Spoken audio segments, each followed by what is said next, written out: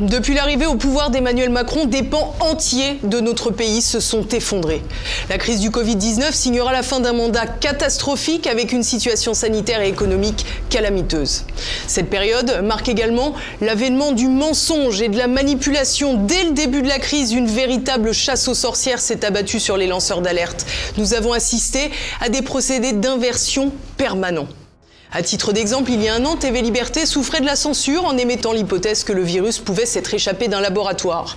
Le président américain Donald Trump lui-même en a fait les frais. Il est désormais privé de réseaux sociaux. Aujourd'hui, seuls les grands médias sont autorisés à faire état de l'origine du virus. Ces mêmes grands médias qui ont mis un point d'honneur à dénigrer, à calomnier, à salir toutes les personnalités qui critiquaient la débâcle du gouvernement, le tout en laissant les puissants répandre leurs mensonges sans contradiction ni contradicteur. Les fameux termes de fake news, de complot fleurissent pour qualifier ceux qui ne veulent pas se résoudre au lavage de cerveau. Face à cela, TV Liberté a mis un point d'honneur à donner la parole à ceux qui ne l'avaient pas ailleurs. Nous sommes même parvenus parfois à contraindre certains médias du système à recevoir nos invités. TV Liberté a gagné des batailles, mais nous avons aussi payé cash notre engagement pour la vérité. Nos vidéos ont été censurées par les géants du numérique, notre chaîne a été suspendue à plusieurs reprises. Ils veulent tuer le messager. Tuer le messager parce qu'ils ne peuvent plus rien contre le message. Les mensonges du pouvoir médiatique et politique sautent de plus en plus aux yeux. De plus en plus de Français comprennent la manipulation permanente des chiffres, du discours dominant, des opérations de communication. Ils redoublent d'autoritarisme parce qu'ils sont aux abois. Et l'année qui s'annonce sera crucial. L'échéance électorale présidentielle va donner lieu à un exercice de propagande du système encore plus puissant, renforcé par la gestion du Covid-19. Plus que jamais, le rôle de TV Liberté sera essentiel. Alors il ne faut pas se leurrer, ils feront tout pour nous mettre des bâtons dans les roues, pour tuer le messager. Mais à l'attaque, il nous faut répliquer, résister. Nous avons déjà parcouru un long chemin, alors il nous faut encore retrousser nos manches, tous ensemble. Aidez-nous à poursuivre notre mission à vos côtés pour vous informer. Faites un don à TV Liberté. TV Liberté n'appartient pas à un apparatchik ou un financier proche du pouvoir. TV Liberté n'a pas de publicité. TV Liberté n'a qu'un seul soutien, vous. Alors, je compte sur vous.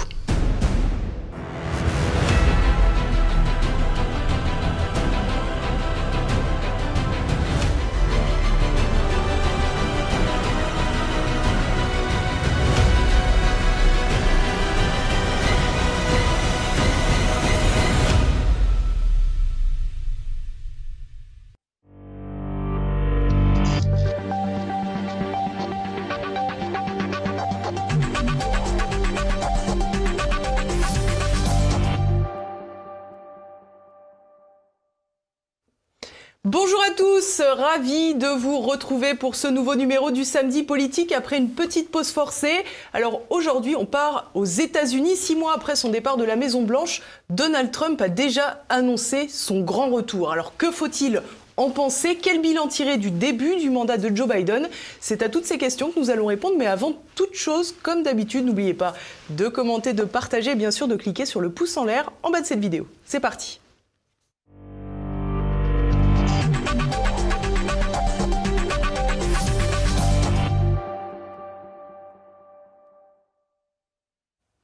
Et avec moi pour cette émission, Gérald Olivier. Bonjour monsieur. Bonjour. Merci beaucoup d'être avec nous. Alors je vous présente à nouveau, vous êtes journaliste, spécialiste de la politique américaine, éditorialiste sur Atlantico, ancien rédacteur en chef de Spectacle du Monde. Et vous avez également publié un ouvrage dont on a beaucoup parlé sur TV Liberté, Sur la route de la Maison-Blanche, le dictionnaire des élections américaines, publié aux éditions Picolec et que bien sûr les téléspectateurs peuvent encore acquérir sur la boutique officielle de TV Liberté, sur tvliberté.com. Et je rajoute, si je peux me permettre, je suis également chercheur associé à l'IPSE, Institut Prospective et Sécurité en Europe. Le directeur de l'Institut insiste pour que je le dise, donc je me suis permis de le rajouter. Eh bien, vous avez très bien fait. Il va falloir que je l'inscrive pour la prochaine fois. Pardon. Alors, Gérald Olivier, c'était une semaine particulièrement intense pour le nouveau président américain Joe Biden.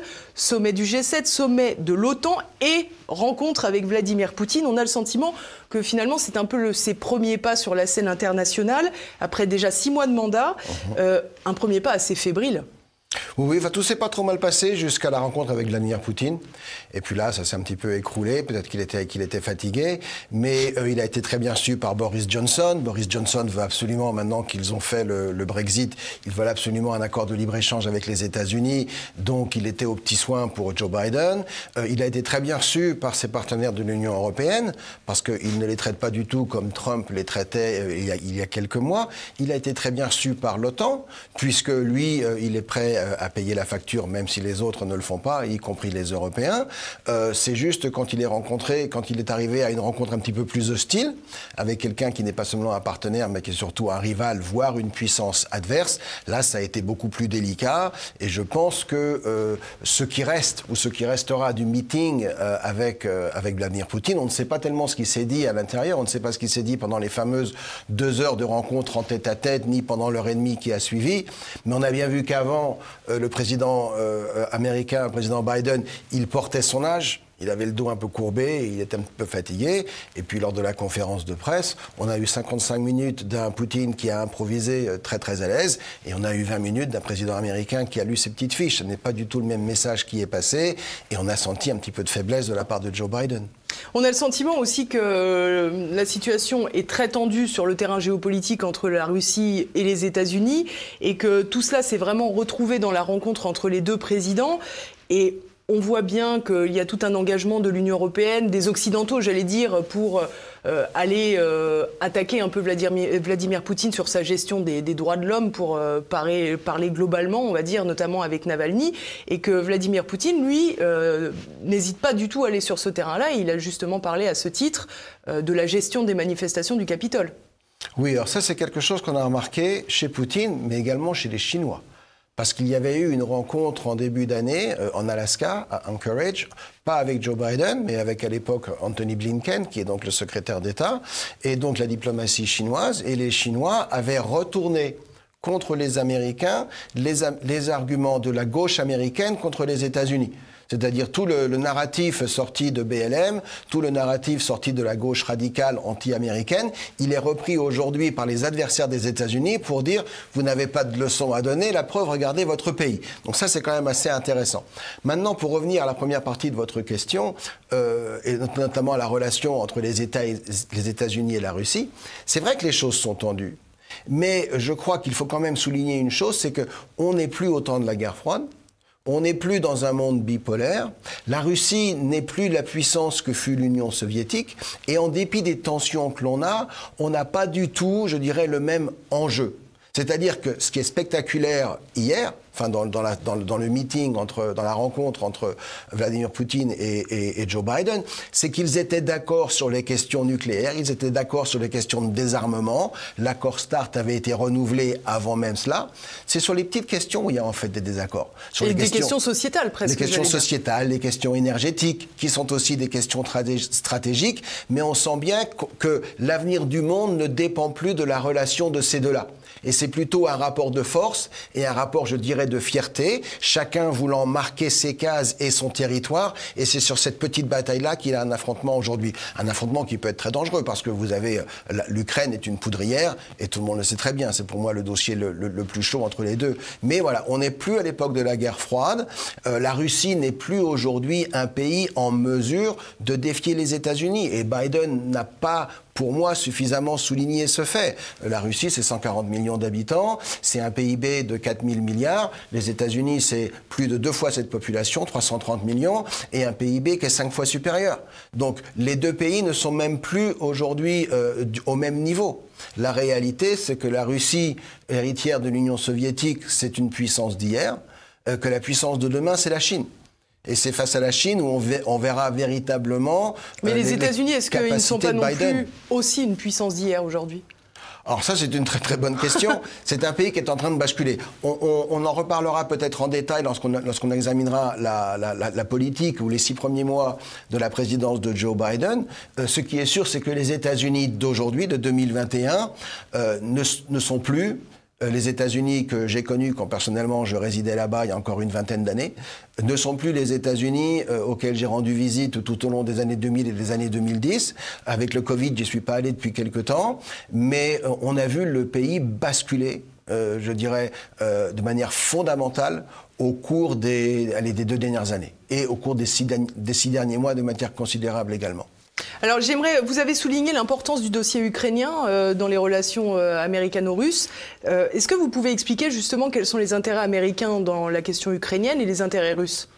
Les intérêts américains, ils sont doubles.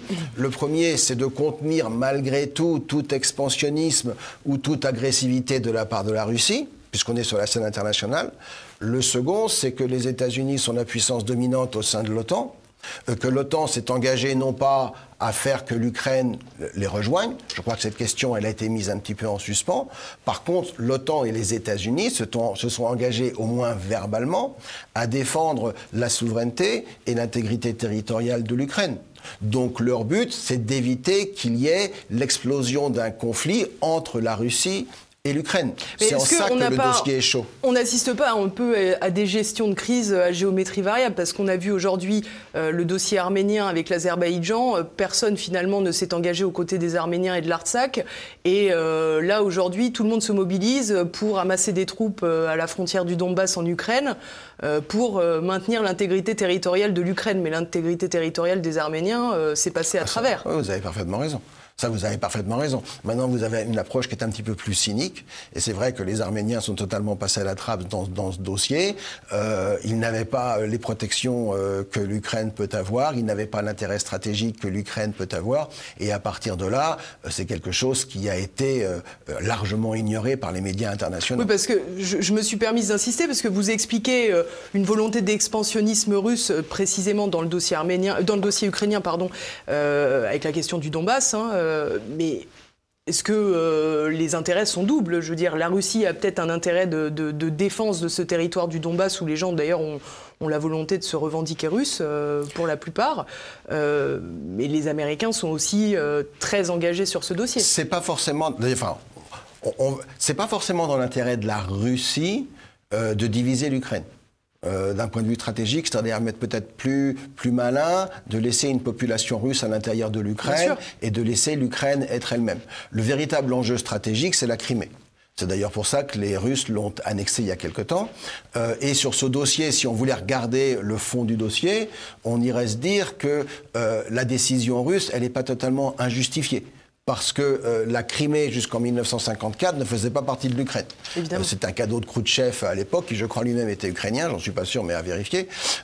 Et donc, après 50 ans, eh bien, il y a eu une sorte de retour à l'histoire précédente. Et après tout, on a vu, nous, si on voulait faire un parallèle un petit peu osé, on a vu que la France a occupé l'Algérie pendant 130 ans, et qu'à la fin, elle en a été virée comme une malpropre.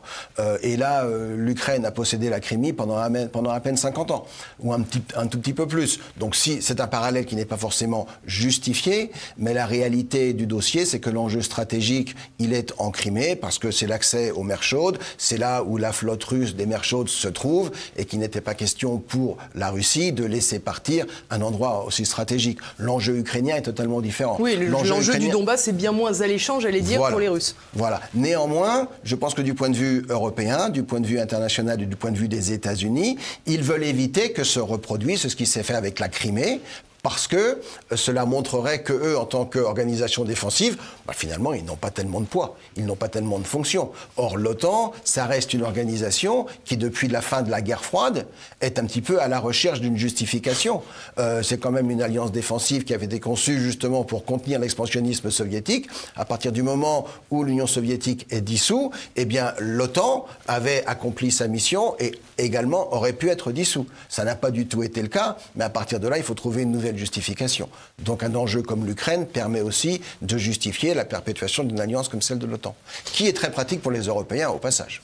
Alors justement, à ce sujet, ça tombe bien que vous disiez cela. J'ai interrogé Caroline Galacteros, d'ailleurs je ne l'ai pas interrogée, rendons à César ce qui est à César, c'est Olivier Frère-Jacques pour le journal de TV Liberté, qui est géopolitologue, présidente du think tank Géopragma, et on l'a interrogée à l'issue du sommet de l'OTAN, justement, je vous propose de l'écouter.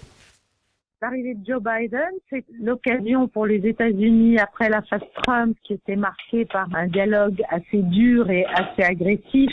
Sur le fond, pas très différent dans l'objectif américain, mais sur la forme très différente. C'est une occasion de remettre des gants, si vous voulez, que Trump avait un peu enlevés, et de pouvoir reprendre les Européens en main sur le thème du partenariat, sur le thème de l'alliance, sur le thème de la convergence, etc., etc. Enfin, en gros, c'est toujours la domination, c'est toujours la vassalisation, c'est toujours la mise en ordre de tous les vassaux européens au profit d'un agenda américain.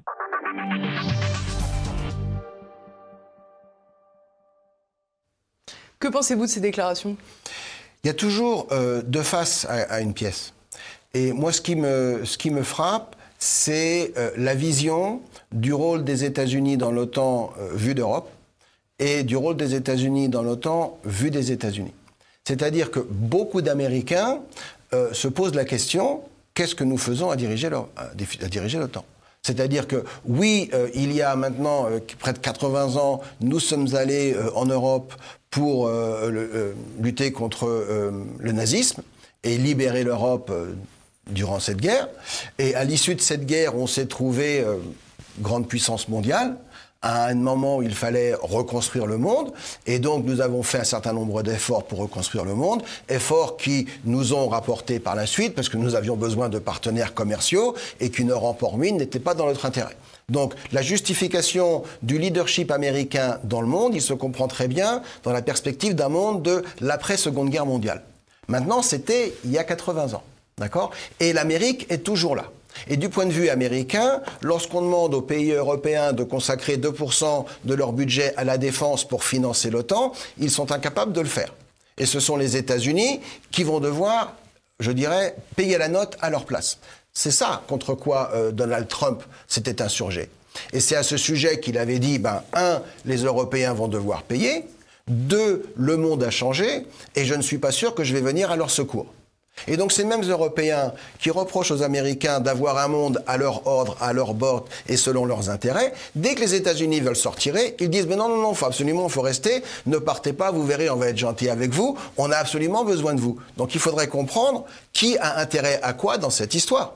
La réalité, ce serait que l'OTAN soit dissoute et que les Européens, si l'Europe existe réellement, aient une défense. Ça, c'est absolument impossible à réaliser. Pourquoi c'est impossible aujourd'hui ? Parce que s'il y avait une défense européenne, elle serait sous protection française. Et les Allemands ne l'accepteront jamais. Et les Français, en retour, n'accepteront jamais que les Allemands retrouvent une puissance militaire. Peut-être à raison d'ailleurs. Donc l'idée d'une défense européenne, elle n'est pas envisageable. À partir de là, l'Europe a néanmoins besoin d'une défense. Seule la France est un pays qui aujourd'hui, le Royaume-Uni étant sorti, seule la France est aujourd'hui un pays qui peut se considérer comme une véritable puissance militaire au sein de l'Europe. Et en même temps que les Européens profitent donc de cette protection et de ce parapluie nucléaire américain, eh bien, tout l'argent qu'ils ne consacrent pas à leur défense, ils peuvent le consacrer à des programmes sociaux, à des retraites très généreuses, à accueillir les immigrés d'ici et de là et leur donner tout ce qu'ils demandent. Toute la politique qui a fait le confort social de l'Europe, il est financé en partie, oui, par les économies que l'on fait sur les questions de défense. Donc d'un point de vue européen, je trouve un tout petit peu hypocrite de critiquer les États-Unis sur le thème, voilà, ils ont le monde à leurs bottes et c'est absolument pas normal, alors qu'en vérité, on est très content d'avoir cette protection américaine. Et on l'a vu pendant les années Trump. Trump a cherché à changer ce rapport de force, à essayer un petit peu de clarifier les choses. Et il a été critiqué des deux côtés. Il a été critiqué par les Européens. On ne peut plus faire confiance aux États-Unis.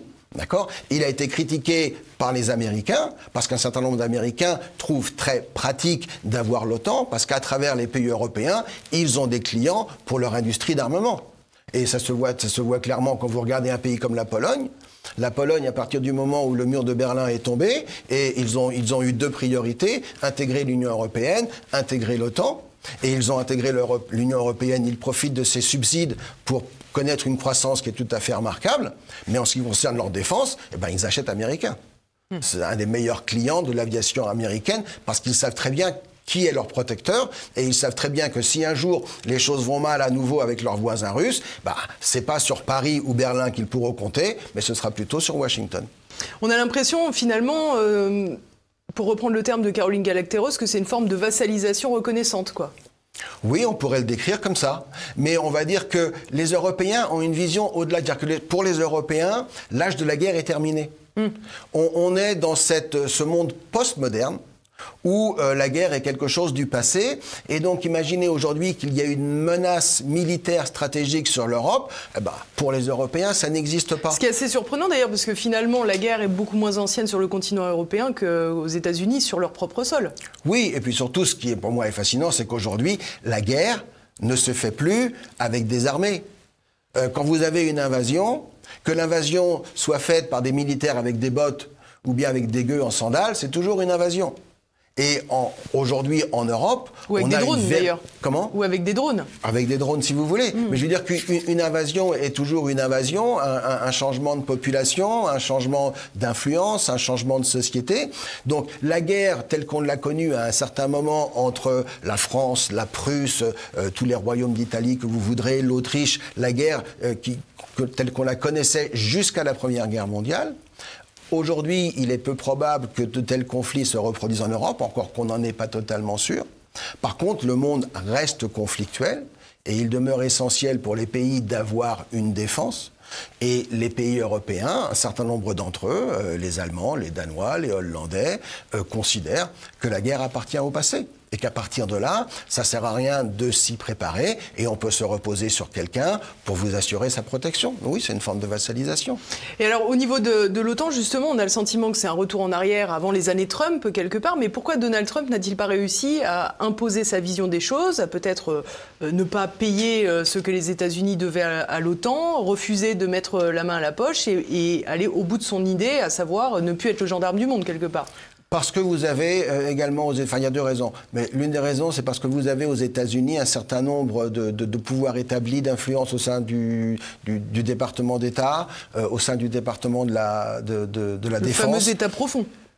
Oui, l'État profond est ce que Eisenhower avait qualifié de complexe militaro-industriel, voilà, qui aujourd'hui est aussi très politique, parce qu'énormément d'hommes politiques américains sont financés par des intérêts d'armement. Donc tout cet intérêt-là a besoin d'un ennemi. Ils ont besoin d'un adversaire, d'un rival militaire qui va justifier que l'on consacre 600 milliards de dollars par an à la défense des États-Unis et à une défense qui va bien au-delà des frontières américaines. Et une défense qui inclut également la protection d'un certain nombre d'alliés et de partenaires. Donc Donald Trump, lorsqu'il remet en question l'OTAN, il remet en question tous ses intérêts et il a donc tout un establishment américain qui se dresse contre lui. Par contre, il avait jusqu'à un certain point, je dis, obtenu gain de cause, parce que quand il a tapé du poing sur la table et quand il a dit aux Européens « maintenant vous devez payer », ils se sont exécutés. Il n'était pas le premier à avoir dit ça. Barack Obama l'avait déjà dit, mais lui, de manière beaucoup plus polie, de manière beaucoup plus diplomatique, et on lui avait dit « oui, monsieur le Président, vous avez raison, en effet, on va y penser », et personne n'a rien fait. Mais Trump avait cette capacité à être pris au sérieux. C'est-à-dire qu'on le pensait assez fou pour pouvoir dire ce qu'il menaçait de faire. Et à partir de là, les gens réagissaient à sa présidence. C'était pas diplomatique, c'était peut-être même pas élégant, mais ça avait au moins le mérite d'être efficace. Exactement. Alors il y a un autre dossier sur lequel on a beaucoup parlé de l'action de Donald Trump, c'est le dossier israélo-palestinien. On a notamment évoqué le fait qu'il ait décidé de transférer l'ambassade américaine de Tel Aviv à Jérusalem, ce qui avait beaucoup fait parler. On a évidemment la vision dans les médias, au moins français, mais sans doute occidentaux, d'un Joe Biden démocrate, beaucoup plus apaisant sur ces questions, beaucoup plus ouvert à l'égard de l'accord sur le nucléaire iranien notamment. Et in fine, on se rend compte que depuis ce début de mandat de Joe Biden, les affrontements ont été particulièrement sanglants dans la région israélo-palestinienne. Oui, oui. Et d'ailleurs, on pourrait même évoquer le fait que si Trump avait toujours été à la Maison-Blanche, il avait toujours été président, la guerre qui a eu lieu début mai entre Israël et le Hamas, sans doute qu'elle n'aurait pas eu lieu. Il s'est passé deux choses. La première, c'est que l'administration Biden a autorisé le règlement de 325 millions de dollars d'aide aux Palestiniens, dont une partie est allée au Hamas, alors que cette aide, elle était retenue par Donald Trump depuis un certain temps, justement parce qu'une partie était destinée au Hamas et que les États-Unis considèrent le Hamas comme une organisation terroriste. Néanmoins, Joe Biden, qui a une position, je dirais, toujours pro-israélienne, puisqu'Israël reste le grand allié des États-Unis dans la région, mais il a une position qui est également beaucoup plus influencée par l'aile gauche du Parti démocrate, qui est très sensible à la question palestinienne, et à partir de là, il essaye d'être un petit peu plus de poids, de mesure. Donc cette ouverture, eh bien, elle a eu une conséquence immédiate, c'était, je dirais, d'enhardir en quelque sorte le Hamas, de leur donner les moyens d'acheter et de fabriquer les roquettes qu'ils ont utilisées pour après faire une guerre contre Israël. Ensuite, la question iranienne, Donald Trump était sorti de ce fameux accord qui repoussait pour un certain temps la capacité de l'Iran à obtenir la bombe. Biden a insisté pour dire que lui, il souhaitait que les États-Unis réintègrent cet accord et que cet accord soit, je dirais, à nouveau mis en place, maintenu et observé. Et les Iraniens se sont sentis en position de force, parce que ce n'était plus eux qui étaient demandeurs, c'était l'adversaire. Et à partir de là, ils ont dit, on va tester, non pas la force, mais la faiblesse de l'adversaire, en soutenant justement le Hamas, et en leur donnant les moyens d'attaquer notre ennemi régional, qui est Israël. Donc le chaos qu'on a observé, le chaos ou la déstabilisation qu'on a observée en Israël le mois dernier et dans la région, pour moi, c'est un résultat, je dirais, indirect, mais un résultat qui est très très lié à l'élection présidentielle et la présence de Joe Biden à la Maison-Blanche. Alors j'ai posé la question justement du changement de politique à l'égard de ce conflit israélo-palestinien avec le changement de président à la Maison-Blanche à Richard Labévière, qui est un spécialiste du Proche et du Moyen-Orient, et je vous propose de l'écouter.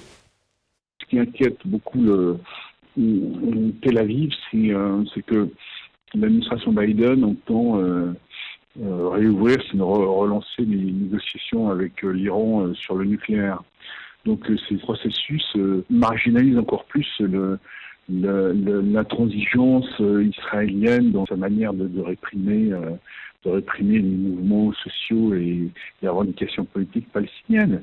Donc il est clair que même si Netanyahou est mis hors course, de toute façon, ça sera du Netanyahou sans Netanyahou, et donc la position israélienne est absolument ingérable et sans perspective. Donc là, Biden a tout intérêt à en tout cas faire mine ou semblant de relancer une négociation et de faire des ouvertures du côté de Téhéran. Maintenant, la question du soutien américain à Israël, je dirais que c'est une position géologique qui n'est pas susceptible d'évolution et d'alternement, sinon de diminution. Donc les Israéliens se sentent très forts et s'adossent à ce soutien américain inconditionnel qui peut quand même s'altérer, notamment sur la livraison des avions de chasse et de certains missiles, en fonction quand même de l'agenda justement que Biden entend ouvrir avec l'Iran, mais aussi sur le cœur même du conflit israélo-palestinien, notamment sur la mise en chantier de nouvelles colonisations qui avaient été condamnées même pendant la campagne électorale par Biden et son équipe.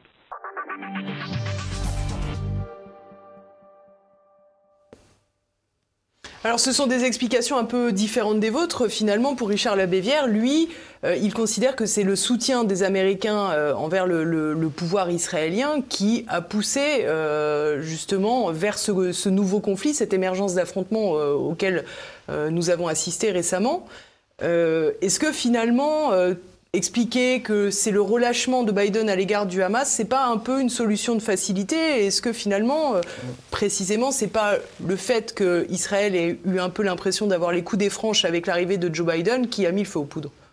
Non, moi je ne le verrais pas comme ça. Je le verrais même de manière inverse. C'est-à-dire que, en fait, la véritable question qui se pose, c'est est-ce qu'une paix est envisageable dans cette partie du monde? Est-ce qu'une paix israélo-palestinienne, en incluant le Hamas dans le mot palestinien, est-ce qu'elle est envisageable aujourd'hui? Et en incluant systématiquement de nouveaux processus de colonisation aussi. Oui, mais eux, on peut les mettre de côté. On peut les mettre de côté. Je vais vous dire pourquoi.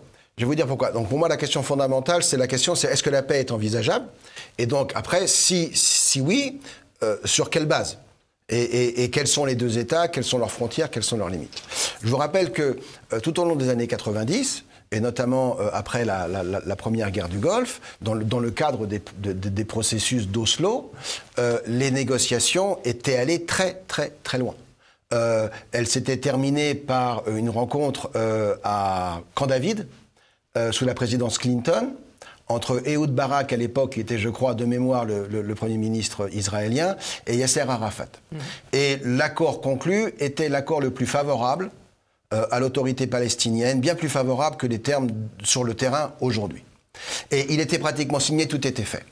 Et Yasser Arafat, au dernier moment, il a dit « je ne peux pas signer ». Il a dit « si je rentre avec ça », parce que la question des réfugiés n'était pas résolue. La question des réfugiés, vous savez, ceux qui sont partis en 48, qui ont été chassés, et dont les Palestiniens demandent le retour, ce qui est absolument invraisemblable aujourd'hui, compte tenu de l'évolution démographique. Mais Yasser Arafat a dit, si je rentre chez moi avec cet accord, je me fais assassiner. Je ne signe pas. Et à partir de là, un certain nombre d'acteurs du dossier ont compris que la paix n'est pas envisageable. La paix n'est pas envisageable avec les Palestiniens parce que ce n'est pas la paix qu'ils veulent. Là, ce n'est pas la paix qu'ils veulent. La paix existera pour eux, sur les plus radicaux d'entre eux, lorsque Israël aura disparu.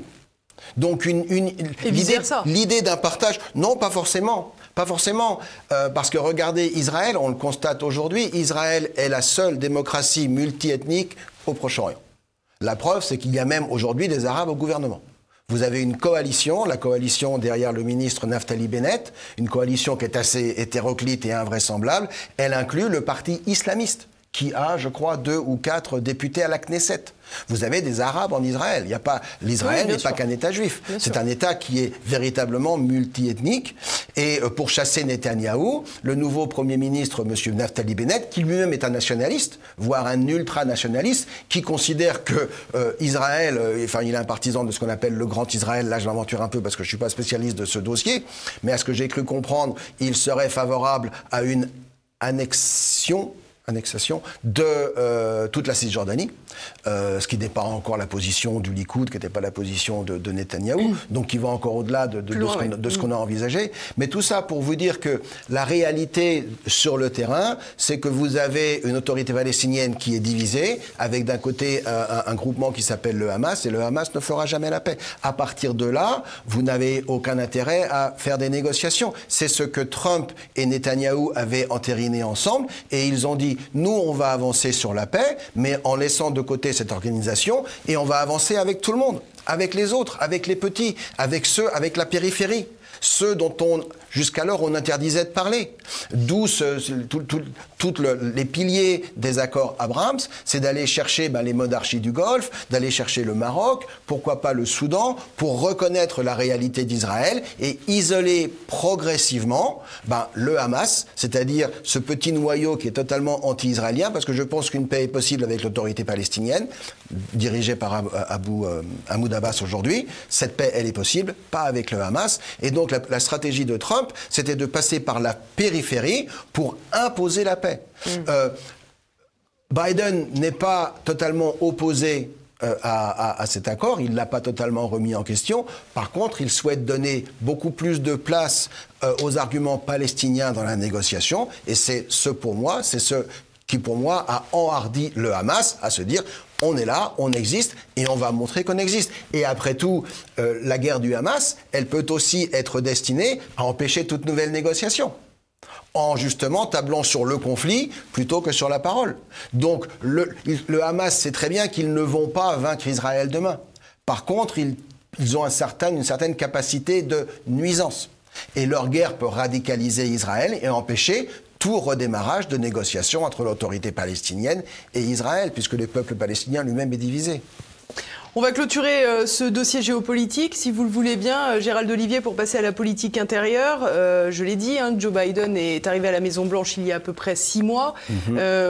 On avait parlé ensemble au moment de l'élection d'un pays qui était considérablement fracturé, une élection qui s'était très mal passé, avec des manifestations de Black Lives Matter, des suspicions de fraude. Aujourd'hui, où en sommes-nous déjà sur cette question des fraudes ? Alors, en vérité, vous avez encore quelques États où certains, ce ne sont pas des recomptes, mais certaines poursuites sont toujours, je dirais, en cours. Vous avez la Géorgie, vous avez l'Arizona, vous avez la Pennsylvanie. La réalité du dossier, c'est que vous n'avez pas eu de ce qu'on appelle en anglais de smoking gun.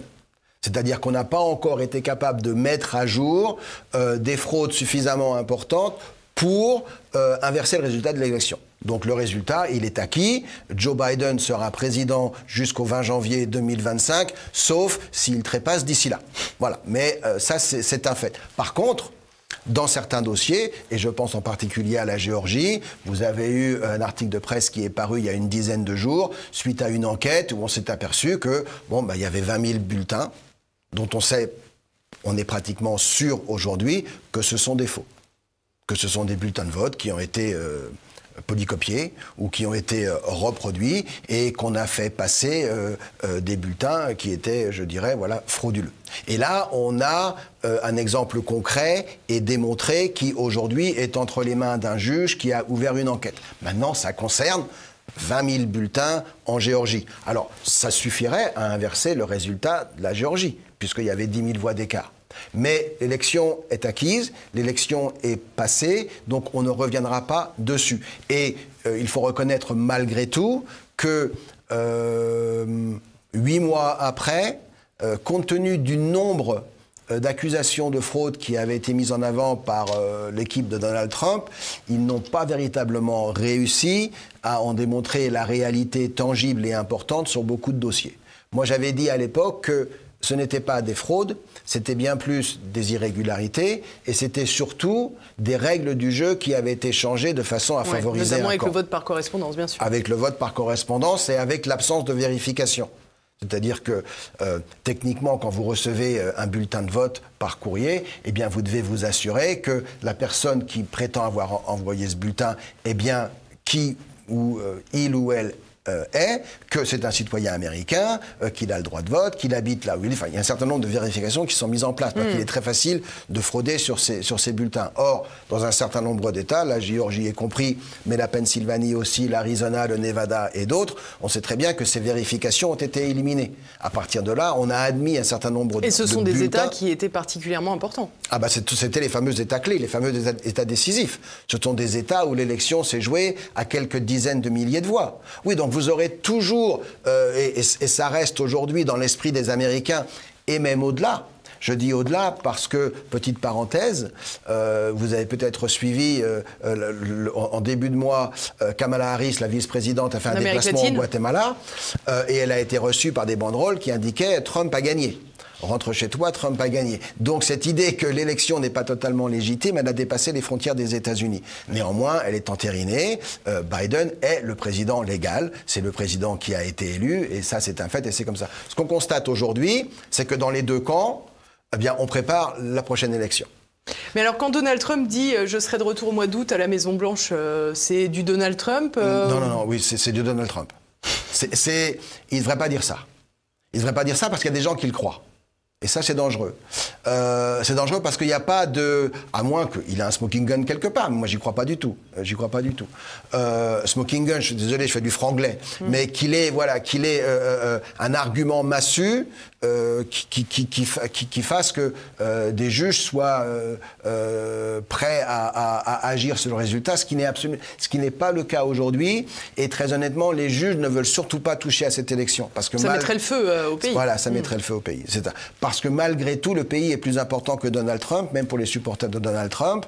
Tout le monde sait très bien qu'il y a toujours des fraudes. Elles sont en général mineures. On n'a jamais, toute l'histoire américaine, même au 19e siècle, où les élections parfois étaient un petit peu plus, je dirais, frauduleuses qu'elles ne sont aujourd'hui, jamais on a eu autant de soupçons de fraude, autant de plaintes, et jamais on a eu un électorat américain qui a eu si peu confiance dans le résultat. Donc ça, c'est une chose. Mais le résultat est là, et il faut l'accepter. Et donc, Donald Trump a des supporters qui l'idolâtrent d'une certaine façon, qui croit tout ce qu'il dit. Et lorsqu'il dit qu'il va être de retour à la Maison-Blanche, oui, peut-être en 2024 s'il est réélu, aucun problème, mais pour moi, pas d'ici là. Et ça, c'est une parole qui peut être mésinterprétée, donc qui, à mon avis, n'est pas forcément nécessaire. C'est pas ça qui joue sur sa popularité. Il a beaucoup plus intérêt, et d'ailleurs il le fait, de rester actif à travers des meetings de campagne, en soutenant des candidats au Congrès comme il le fait, et en commentant comme il l'a fait cette semaine sur la rencontre entre Poutine et Biden. Là, c'est son rôle. Et il a beaucoup plus de rôle à jouer, et il le joue d'ailleurs, comme chef de file du camp républicain, ce qu'il est incontestablement aujourd'hui. Et je crois que le camp républicain a une carte très importante à jouer, je dirais, en faisant de Donald Trump son leader, et sans doute son candidat pour 2024, c'est tel que les choses se présentent aujourd'hui. C'est loin 2024. Bien sûr. En termes d'élection de politique américaine, c'est très loin. Mais pour moi, Donald Trump a élargi la base du camp républicain. Il n'a pas du tout dénaturé le message républicain, bien au contraire, et c'est sur cette base que les républicains doivent agir s'ils veulent récupérer le contrôle, pas seulement de la Maison-Blanche, mais également de la Chambre des représentants, du Sénat, parce que l'appareil législatif est extrêmement important, et on voit ce que les démocrates peuvent faire aujourd'hui, avec 0 voix de majorité au Sénat et 5 sièges de majorité à la Chambre. Et ça leur permet d'imposer un programme qui est radical, en dépit du fait que on a une Amérique qui est pratiquement à 50-50 entre les deux camps. Alors justement, à ce sujet, est-ce qu'on imagine que de toute façon Donald Trump sera adoubé, j'allais dire, par les républicains pour 2024 ? Oui, ça va dépendre du résultat de 2022. La première échéance, c'est 2022. Vous avez les élections intermédiaires. Alors typiquement, les élections intermédiaires, elles sont perdues par le parti qui occupe la Maison-Blanche. Donc les démocrates partent avec, je dirais, un héritage politique qui est contre eux. Maintenant, la politique qui est menée pour moi par Donald Trump, par Joe Biden, depuis qu'il est arrivé à la Maison-Blanche, est en train d'emmener les démocrates dans le mur. Parce qu'ils sont menés par leur aile gauche, et leur aile gauche, elle ne représente pas l'ensemble du parti, et surtout, elle est très très éloignée de la position des indépendants. Je rappelle que le système politique américain, c'est un système qui est bipolaire. Vous avez donc un biparti, vous avez les démocrates et vous avez les républicains, mais on oublie qu'au milieu, il y a ce qu'on appelle les indépendants. Et les indépendants, comme leur nom l'indique, c'est des gens qui vont voter tantôt dans un camp et tantôt dans l'autre. Et c'est eux qui font pencher la balance. Et eux, s'ils ne se déclarent ni républicains ni démocrates, c'est parce que justement, ils ne sont pas aux extrêmes. Ils se considèrent être au centre. C'est toujours au centre que l'on gagne les élections. Donc avec une politique radicale, Joe Biden est en train de garantir que les démocrates vont perdre les élections de 2022. Ils vont sans doute les perdre assez largement. À la Chambre, c'est pratiquement acquis. Il est probable qu'au Sénat, les républicains, je dirais, récupèrent une majorité de 3 ou 4 sièges. Et je pense qu'en fonction de l'ampleur de la victoire républicaine, ou en fonction des difficultés qu'ils auront rencontrées, en fonction des candidats qui vont gagner, parce qu'on va s'apercevoir qu'il y aura des primaires au sein du camp républicain.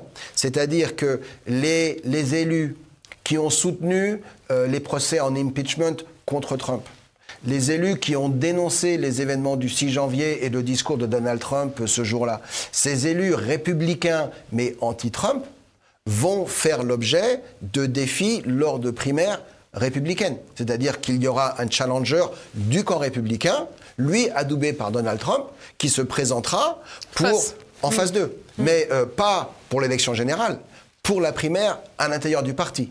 Et à partir de là, on verra quel est l'équilibre des forces au sein du parti.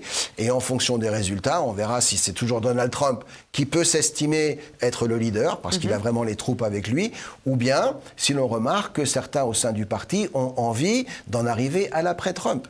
Parce qu'il y a des pressions, justement, pour aller vers l'après-Trump. C'est-à-dire que Donald Trump, pour moi, était un très bon président par sa politique, peut-être moins par sa personnalité, peut-être moins par ses manières et par certains de ses excès, mais il menait une politique qui était dans l'intérêt des États-Unis, mais il avait une personnalité qui était tellement abrasive que vous avez aujourd'hui au sein du camp républicain un certain nombre de gens qui pensent que s'il se représente, eh bien, il va à nouveau nouer un certain nombre de forces contre lui, Et il ne parviendra pas à être élu. Les fameux... Et des forces contre lui, il y en a, parce que je pense par exemple à ces réseaux sociaux qu'il n'arrive pas à récupérer et donc où on lui a coupé la chic.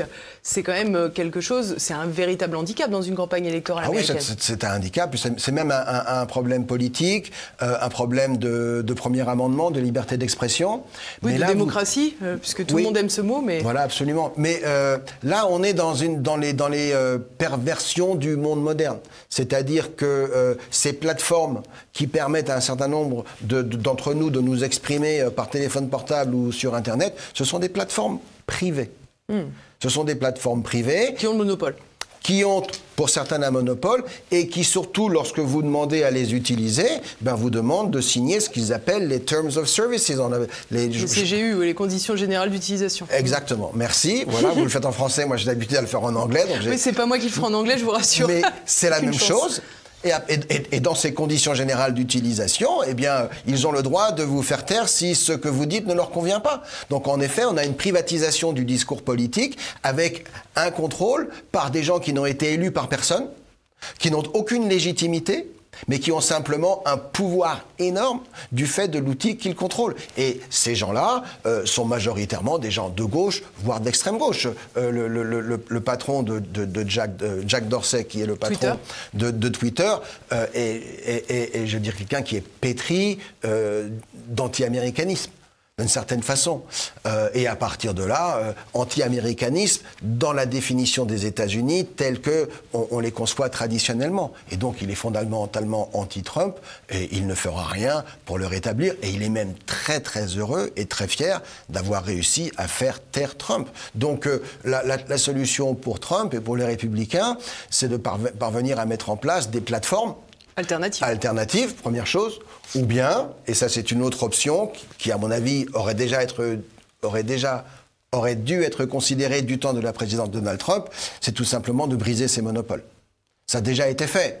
Lors de la grande révolution industrielle à la fin du 19e siècle, vous avez eu ce qu'on a appelé les robber barons en anglais, donc les barons, les Carnegie, les Vanderbilt, les Rockefeller pour le milieu pétrolier, sont des gens qui avaient acquis des positions monopolistiques et qui étaient capables de contrôler l'économie. Et à un moment, le gouvernement est intervenu. C'était un gouvernement républicain.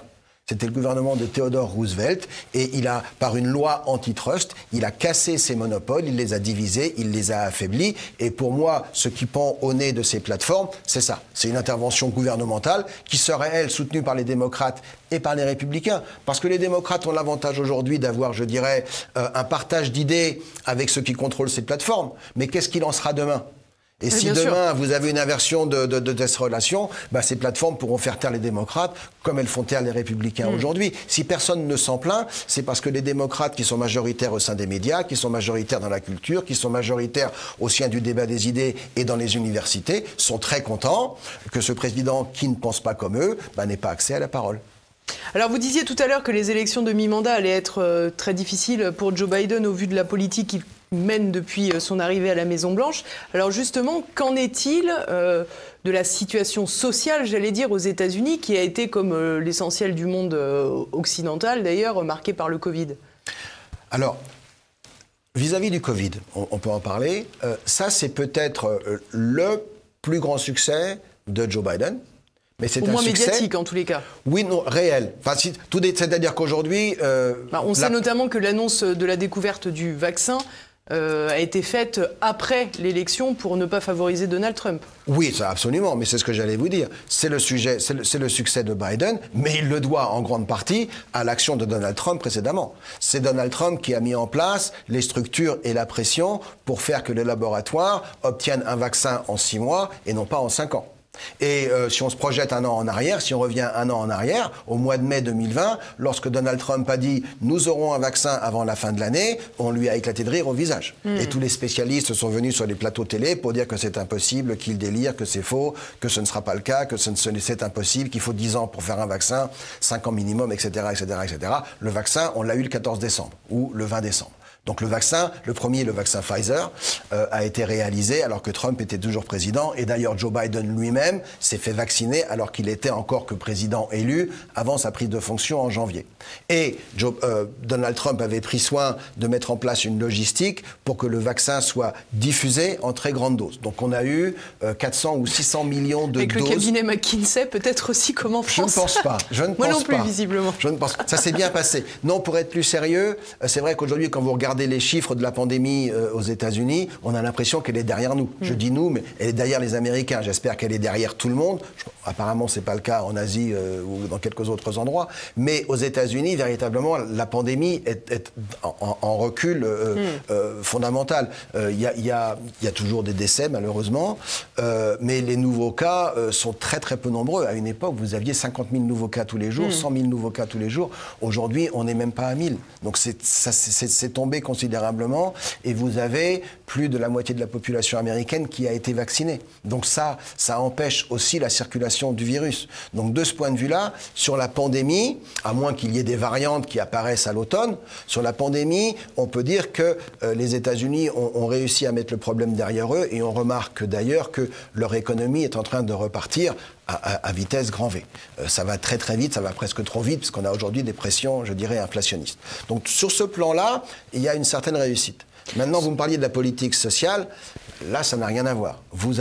Il y a deux éléments qu'on observe depuis que Biden est arrivé à la présidence. Le premier, c'est une crise migratoire qu'on n'a pas connue depuis plus de 20 ans. Le second, c'est une crise sociale avec une explosion de la criminalité. La première crise, c'est une crise qui a été manufacturée. C'est une crise délibérée, c'est presque une crise choisie. C'est une crise qui a été téléguidée parce que la première chose que Joe Biden a fait en devenant président, c'est qu'il a interrompu la construction du mur à la frontière et il a dit qu'il allait régulariser les 11 millions de clandestins déjà présents sur le sol américain. Ça s'appelle un appel d'air. Tout le monde a compris, la frontière est ouverte, les gens se sont précipités. Et ils se sont précipités et à tel point que les quelques structures d'accueil qui existent malgré tout à la frontière, notamment au Texas ou en Arizona ou en Californie, ont été totalement débordées en l'espace de quelques semaines et on a eu une véritable crise migratoire qui n'est pas terminée. Parce que les migrants continuent de venir dans la mesure où, même si Kamala Harris s'est déplacée en Guatemala, comme je le disais il y a quelques minutes, en disant « ne venez pas, ce n'est pas le moment, ne venez pas », mais ce n'est pas ça qui empêche de venir. Les mesures d'accueil ont été transformées. Si vous êtes demandeur d'asile, Trump avait imposé une règle comme quoi les demandeurs d'asile déposent un dossier depuis le Mexique oui, bien sûr. Et restent au Mexique pays d'origine jusqu'à ce qu'ils aient une réponse. Aujourd'hui, vous passez la frontière, vous demandez l'asile, eh ben très bien, on vous fait déposer un dossier, mais vous avez le droit de rester. Et donc, vous êtes rentré. En fait, parce qu'une fois que vous êtes là, une fois qu'on vous a relâché, eh bien, plus personne ne vous revoit. Bien sûr. Et à partir du moment où vous ne quittez pas le territoire américain, vous êtes sur place et vous pouvez vous intégrer dans la société. Donc, pour tout un tas d'immigrants qui connaissent parfaitement ces filières, ces combines et ces moyens de subsister, la politique de Joe Biden aujourd'hui, c'est un appel d'air considérable à l'immigration clandestine. Et ça déstabilise totalement la région. Au point, d'ailleurs, que si vous regardez ce qui s'est passé au Texas récemment, le gouverneur du Texas et la législature du Texas ont passé une loi pour construire leurs propres murs, sans se reposer sur les subsides fédéraux. C'est eux qui vont payer parce qu'ils estiment qu'un mur, ça fonctionne, c'est efficace, ça arrête les gens, et le seul moyen d'empêcher cette immigration clandestine sur leurs frontières, c'est de construire un mur. Donc ils vont le faire. Donc là, on a une première crise qui est très importante et qui a été largement ignorée par les médias. Parce qu'on a des médias qui sont très gentils avec Joe Biden, qui ne veulent surtout pas, je dirais, décevoir l'électorat ou mettre quoi que ce soit qui mette en doute les capacités de Joe Biden à diriger le pays. Néanmoins, il y a une deuxième crise qui est tout aussi dramatique ou tout aussi tragique, c'est l'explosion de la criminalité. On a vu tout au long de 2020, à la suite du décès de George Floyd, vous vous souvenez, ces appels pour débudgétiser les polices. faire que les départements de police municipale aient un budget moins important, changent leur approche de la criminalité, leur relation notamment avec la communauté noire, aient moins de moyens pour interpeller les gens, etc., etc., etc. On a beaucoup découragé la police, on a beaucoup démobilisé, démoralisé les forces de police. Elles sont en retrait depuis presque un an aujourd'hui dans beaucoup de grandes métropoles, Chicago, Portland, Los Angeles, Houston, même des métropoles, je dirais, de second ordre, enfin moins importantes, Saint Louis, au Missouri ou d'autres, et on constate que la criminalité a explosé. Le nombre d'homicides aux États-Unis retrouve des niveaux qu'il n'avait pas connus depuis les années 70 où la criminalité était endémique, ou les années 90 où le trafic de drogue, en particulier le trafic de crack, suscitait une criminalité très importante. Et le drame de toute cette histoire, c'est que ce sont les Black Lives Matter qui ont demandé à ce que l'on defund the police, que l'on ne finance plus les services de police, et qui sont aujourd'hui les victimes de cette criminalité en explosion, ce sont les Noirs. Parce qu'on a une criminalité qui est interne à ce qu'on appelait avant le ghetto, qui est largement axée sur le trafic de drogue et sur le fait que c'est un trafic qui profite beaucoup. Vous pensez bien que lorsque les policiers quittent la rue, les criminels investissent le terrain. Voilà, la nature a horreur du vide et les criminels tout ça est d'une banalité tragique. Parce qu'on savait très bien il y a un an que si on laissait ce qui était demandé se mettre en place, eh bien on aurait les résultats que l'on observe aujourd'hui. Donc on a une deuxième crise qui aurait totalement pu être évitée, mais qui ne l'a pas été pour des raisons idéologiques. Pour terminer cette émission, Gérald Olivier, j'aimerais faire un tout petit pas en arrière pour revenir sur cette question du Covid. Vous l'avez dit, selon vous, elle est derrière les États-Unis, du moins jusqu'à l'automne. Donald Trump avait souvent eu des positions originales, on va dire, dans la crise du Covid. Il a été souvent raillé, d'ailleurs, y compris par les Européens. Et récemment, un scandale a éclaté, c'est les fameux Fauci Leaks, oui. Donc les emails confidentiels d'Anthony Fauci, qui est finalement le patron de la santé aux États-Unis, avec qui Donald Trump a eu plusieurs accrochages. Quelle est l'influence de la révélation de ces emails? Est-ce qu'il participe à la défiance et finalement une forme de renforcement des partisans de Trump? Absolument, absolument. On s'aperçoit que tous ceux qui ont accusé Donald Trump il y a un an de conspiration, de complotisme, de racisme anti-chinois, c'est eux qui avaient tort. Et c'est lui qui avait raison. Et alors, ce qui se passe aux États-Unis aujourd'hui, je le répète, les médias sont très favorables à Joe Biden. Les médias étaient anti-Trump du temps où Trump était président. Donc cette affaire Fauci, parce qu'il y a vraiment une affaire Fauci, elle n'est pas mise, vous la trouverez pas en première page de New York Times tous les jours.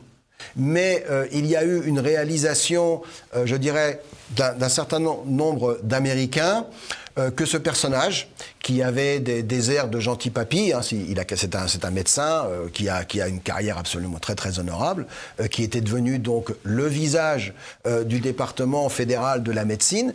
Il a plus de 80 ans aujourd'hui et tout le monde lui faisait confiance au tout début. Après, on lui a fait un petit peu moins confiance parce qu'il avait tendance à dire quelque chose un jour et à dire autre chose le lendemain. Lui aussi, il ne savait pas s'il fallait porter le masque, s'il fallait pas porter le masque ou s'il fallait porter 2 masques. Et en fonction des jours, il a dit qu'il fallait en porter 2, ou qu'il n'en fallait pas, ou qu'il en fallait 1. Donc les gens ont fini par se lasser parce qu'on ne pouvait pas vraiment faire confiance à Fauci. Mais là, on était sur du détail. La question de fond à laquelle vous faites allusion, c'est l'origine du virus. Donald Trump avait appelé le virus de Wuhan, ou le virus chinois. Et on lui a dit, mais attendez, on sait que ça a commencé là-bas, mais on ne sait pas comment ça a commencé. Et oui, d'ailleurs, vous disiez qu'on l'a taxé de racisme anti-chinois, mais in fine, c'est un peu plus compliqué que ça, parce que le laboratoire, il n'a pas que des intérêts chinois, loin s'en faut. C'est là où ça va plus loin, exactement. Mais donc, dans un premier temps, on a considéré que le virus était un accident de la nature. Il avait été transféré d'un animal à un être humain. À l'époque, il y avait une autre théorie qui était, il s'est échappé d'un laboratoire. Et Trump était du côté de la théorie du laboratoire.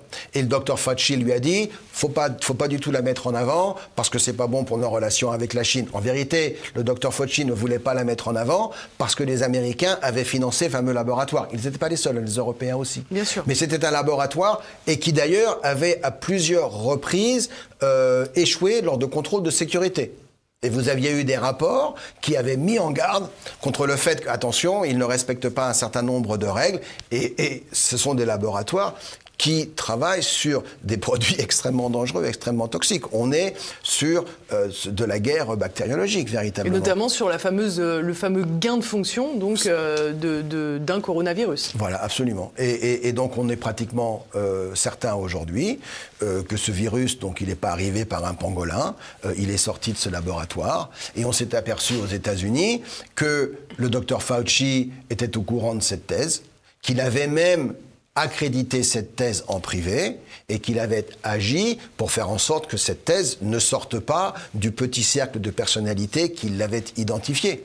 Et donc, il a mené les Américains en bateau pendant un certain nombre de mois, il leur a menti, et aux États-Unis, mentir, même au XXIe siècle, c'est absolument pas acceptable. C'est un parjure. Oui, voilà, c'est un parjure. Le problème du parjure, c'est qu'on sait où il commence, mais on ne sait pas où il s'arrête. Absolument. Mais du coup, le docteur Fauci a perdu la confiance des Américains. Il a beaucoup de mal aujourd'hui à s'exprimer avec une quelconque légitimité parce que justement, il a perdu toute crédibilité. Mais là où, pour en revenir à la question du Covid, et on aurait pu estimer qu'aux récents rencontres entre l'Union européenne et M. Biden, le sujet soit un petit peu mis en avant, certes, la responsabilité n'est pas uniquement chinoise, puisque ce laboratoire avait des financements étrangers, mais l'attitude de la Chine dans les premières semaines de la pandémie, le fait que, 1, ils ont caché la vérité, 2, ils ont autorisé les étrangers à quitter la région de Wuhan sans se préoccuper de savoir s'ils étaient porteurs ou pas, de telle sorte que la pandémie a pu se diffuser dans le monde entier, alors que au niveau de la Chine intérieure, ils interdisaient les vols au départ de Wuhan. Oui, c'était peut-être aux Européens et aux autres de fermer les frontières pour ne pas recevoir les ressortissants chinois. Il aurait fallu, à condition d'avoir été informé, ce qui n'a pas été le cas. En tous les cas, l'idée de faire la lumière sur ces premières semaines de la pandémie et d'établir véritablement les responsabilités des uns et des autres et les responsabilités de la Chine et demander à ce que les responsables soient tenus pour responsables, on n'a pas vu cette discussion mise en avant lors des rencontres de l'Union européenne avec Biden et à mon avis, c'est un point qui manquait, à tort, oui. Mais devons-nous être surpris pour autant? Non, pas forcément, pas forcément. Mais je le disais tout à l'heure, qu'on a commencé la discussion entre la Russie, Poutine, Biden, la relation Russie-États-Unis. Pour moi, la rivalité à venir, c'est la Chine. C'est la Chine. La Chine, c'est l'adversaire. Pas forcément que des Américains d'ailleurs, mais c'est véritablement la puissance montante du XXIe siècle. C'est une puissance qui a totalement changé au cours des 30 dernières années. Et ce serait du coup bien pratique de considérer que c'est la Chine qui n'a pas fait le job, j'allais dire. Ah ben ce serait très pratique et ce serait peut-être nécessaire aussi de demander des comptes à la Chine comment dirais-je, de faire en sorte que la relation entre les puissances européennes, les Européens et la Chine. Pourquoi est-ce qu'on tolère tout de la Chine? Parce que tout le monde veut faire des affaires avec eux. Quand vous avez 1,3 milliard d'habitants, dont la moitié ont un niveau de vie comparable au nôtre, bah vous avez une clientèle formidable qui fait rêver tout un tas d'entrepreneurs. Et à partir de là, on tolère tout de la Chine. Mais si on avait une relation qui était un petit peu plus équilibrée, eh bien ce ne serait pas plus mal. Et pour moi, mettre la Chine de temps en temps devant ses responsabilités, ce serait malgré tout essentiel. Donc pour l'instant, c'est pas encore à l'ordre du jour. On verra dans les semaines ou mois à venir. Merci beaucoup Gérald Olivier pour tout votre éclairage. Merci à tous de nous avoir suivis. Si ce n'est pas déjà fait, j'espère que vous allez commenter et partager cette émission après avoir bien sûr cliqué sur le pouce en l'air. En tout cas, je vous donne rendez-vous la semaine prochaine. Je vous donne un indice. Normalement, je reçois un écrivain français avec des livres qui ont beaucoup de succès. À la semaine prochaine.